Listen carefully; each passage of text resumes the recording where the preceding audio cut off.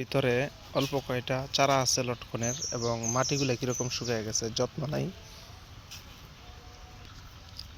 তবে আশ্চর্য লাগছে আমার কাছে যে একেবারে ছোট্ট একটা গাছ দেখা যাচ্ছে। এটা মনে হয় 2 ফিট উচ্চতা হবে,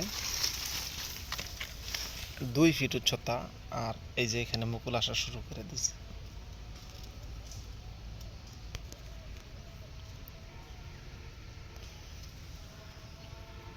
এই যে মুকুলগুলাই। আর এইখানে আরেকটা গাছ আছে আমাদের কলমের চারা, এগুলা এই যে একেবারে চিকন, আঙুল থেকে একটু মোটা হইব।